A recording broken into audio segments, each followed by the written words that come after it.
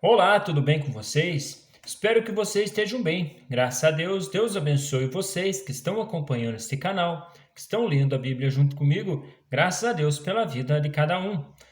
Novamente estou aqui para estar lendo mais alguns capítulos da palavra e hoje a gente vai estar lendo o capítulo 5 e capítulo 6 de Isaías. Vamos estar meditando nesses dois capítulos e vamos ver o que o Senhor fala conosco através deles.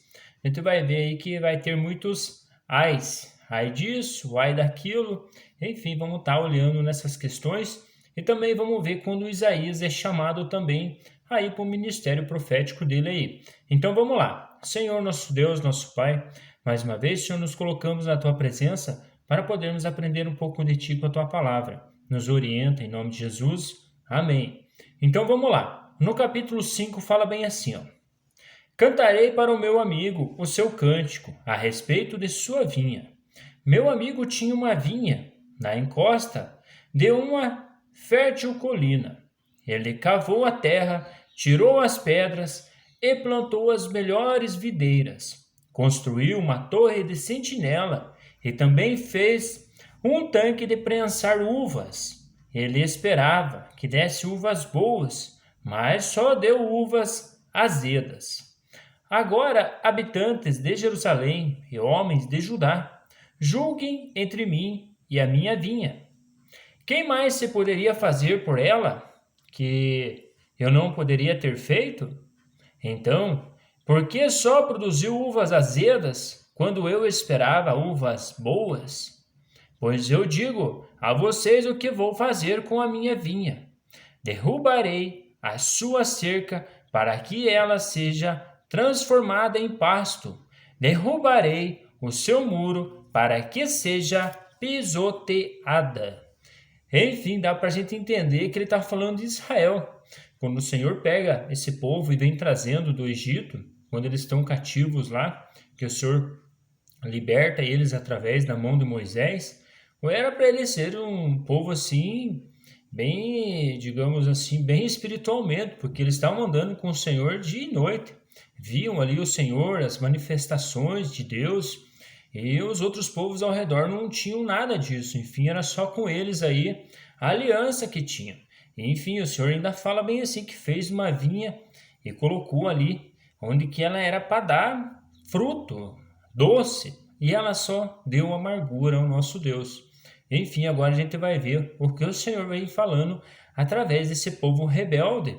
E também por causa deles, também ele usa a vinha, porque nós somos enxertados aí nessa videira. Essa videira aí que nem fala ali em Isaías, aliás, em Romanos capítulo 11, ele fala que nós fomos enxertados ali com eles.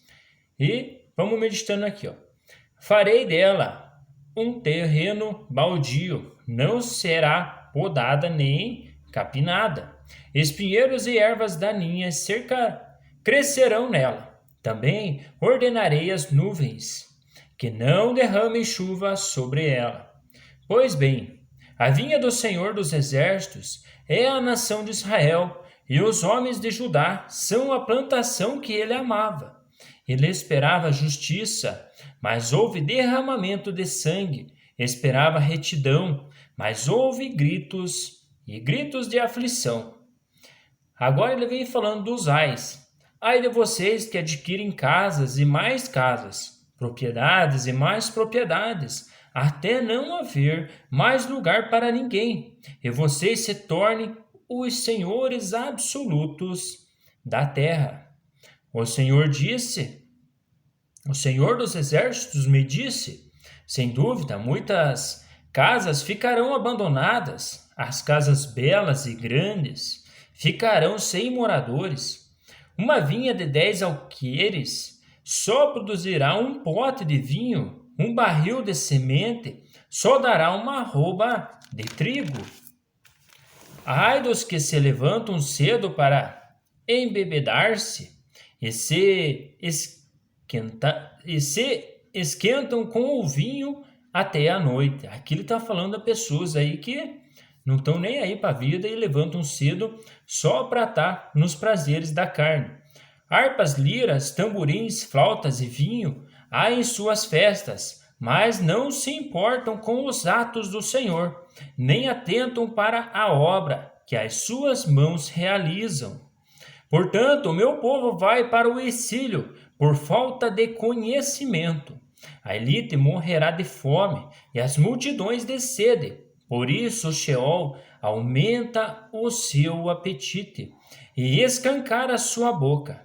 Para dentro dele descerão o esplendor da cidade e a sua riqueza, o seu barulho e os que se divertem. Por isso, o homem será abatido, a humanidade se curvará, e os arrogantes terão que baixar os olhos. Mas o Senhor dos Exércitos será exaltado em sua justiça. O Deus Santo se mostrará santo em sua retidão.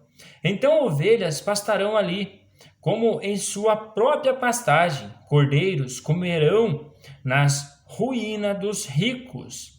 Ai dos que se prendem à iniquidade com cordas de engano e ao pecado com cordas de carroça, e dizem: que Deus apresse a realização da sua obra, para que a vejamos, que se cumpra o plano do Santo de Israel, para que o conheçamos. Ai dos que chamam ao mal, clamam ao mal bem e ao bem mal, que fazem das trevas luz e da luz trevas, e do amargo doce e do doce amargo. Ai dos que são sábios aos seus próprios olhos e inteligente em sua própria opinião. Ai dos que são campeões em beber vinho e mestre em misturar bebidas, e que por suborno absorvem o culpado, mas negam justiça ao inocente. Por isso, assim como a palha é consumida pelo fogo e o restolho é devorado pelas chamas, assim também as suas raízes apodrecerão, e as suas flores, como pó, serão levadas pelo vento, pois rejeitaram a lei do Senhor dos Exércitos, desprezaram a palavra do Santo de Israel. Por tudo isso, a ira do Senhor acendeu-se contra o seu povo, e ele levantou sua mão para os ferir. Os montes tremeram e os seus cadáveres estão como lixo nas ruas. Apesar disso, toda a ira dele não se desviou, apesar das suas mãos continuarem erguidas. Ele levanta uma bandeira, convocando uma nação distante, e assobia para um povo dos confins da terra. Aí vêm eles rapidamente. Nenhum dos seus soldados se cansa nem tropeça. Nenhum deles cochila nem dorme. Nenhuma afrouxa o cinto. Nenhum desamarra a correia das sandálias. As flechas deles estão afiadas. Preparados estão todos os seus arcos. Os cascos dos seus cavalos são duros como pedra. As rodas dos seus carros são como um furacão. O rugido deles é como o do leão. Rugem como leões ferozes. Rosnam enquanto se apoderam da presa e a arrastam sem que ninguém possa livrá-la. Naquele dia rugirão sobre Judá como se ruge do mar. E se alguém olhar para a terra de Israel, verá trevas e aflição, até a luz do dia será obscurecida pelas nuvens. Enfim, vale lembrar também que quando Cristo morreu ali naquela cruz para esta terra, ali também se escureceu tudo, ficou tudo escuro, a luz também, digamos, sumiu ali naquele momento, naquela tarde, né, digamos assim, como a gente vê aí nas escrituras aí que por volta das 3 horas da tarde que foi quando tudo aconteceu. Agora no capítulo 6 a gente vai ver o chamado de Isaías, que fala bem assim, ó. No ano em que o rei Uzias morreu, eu vi o Senhor assentado num trono alto e exaltado, e a aba de suas vestes enchia o templo. Acima dele estavam os serafins, cada um deles tinha 6 asas. Com 2 cobriam o rosto, com 2 cobriam os pés, e com 2 voavam. e proclamavam uns aos outros: Santo, Santo, Santo é o Senhor dos exércitos. A terra inteira está cheia da sua glória. Ao som das suas vozes, os batentes das portas tremeram, e o templo ficou cheio de fumaça. Então gritei: Ai de mim, estou perdido, pois sou um homem de lábios impuros, e vivo no meio de um povo de lábios impuros. Os meus olhos viram o Rei, o Senhor dos exércitos. Enfim, aqui dá para entender que Isaías reconheceu também que ele era uma pessoa que tinha lábios impuros. E ali ele falou: Poxa, eu vi o Senhor aí, o que vai acontecer comigo agora? Logo um dos serafins voou até mim, trazendo uma brasa viva que havia tirado do altar com uma tenaz. Com ele tocou na minha boca e disse: Veja isto, tocou os seus lábios, por isso a sua culpa será removida e o seu pecado será perdoado. Então ouvi a voz do Senhor clamando: Quem enviarei? Quem irá por nós? E eu respondi: Eis-me aqui, envia-me. Dá para entender que ele foi ousado aí nessa questão. Ele disse: Vai e diga a este povo: estejam sempre ouvindo, mas nunca entenderão, estejam sempre vendo e jamais percebam. Tornei insensível o coração deste povo, tornei surdos os seus ouvidos, e feche os seus olhos, que eles não vejam com os olhos, não ouçam com os ouvidos e não entendam com o coração, para que não se convertam e sejam curados. Cristo também usa essa questão que Isaías proclamou ali através do Senhor. Também, enfim, vale lembrar que esse povo de Israel aqui, eles estavam endurecidos pelo Senhor. O Senhor endureceu o coração deles e, enfim, quando Cristo veio, eu vejo assim que até na minha vida, às vezes a gente fica perguntando: Poxa, mas que milagre que você viu do Senhor na tua vida, assim, e dos outros, testemunhou alguma coisa? Eu posso dizer, eu testemunhei isso. Hoje, antes eu era cego, aí o Senhor me restaurou a minha visão para me enxergar Cristo como eu enxergo hoje. Antes eu enxergava de uma maneira, aliás, nem enxergava, né, porque era cego, nu e descalço. E hoje eu consigo enxergar, consigo ouvir o Senhor. Recebi um milagre do Senhor. Enfim, aqui ele fala, né, para este povo de Israel. E hoje, o príncipe desta era, ele cegou muito o entendimento do povo para que não consigam enxergar também e nem ouvir o Senhor.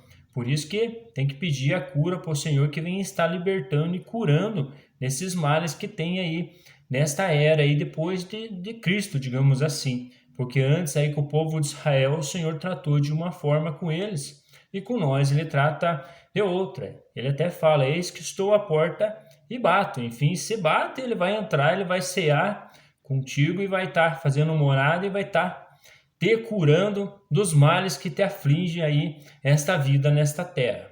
Então eu perguntei: Até quando, Senhor? E ele respondeu: Até que as cidades estejam em ruínas e sem habitantes, até que as casas fiquem abandonadas e os campos estejam totalmente devastados, até que o Senhor tenha enviado todos para longe e a terra esteja totalmente desolada.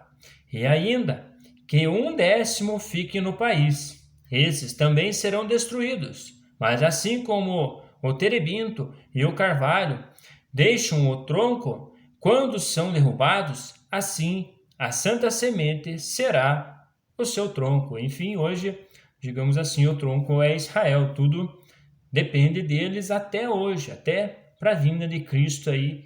Nós tem que ficar olhando para Israel, o que está acontecendo lá. Mas enfim, um grande abraço para vocês, fiquem com Deus e vão meditando neste livro aí de Isaías. Tem muitas coisas boas que o Senhor vai estar revelando tanto para você quanto para mim nessas leituras. Até mais!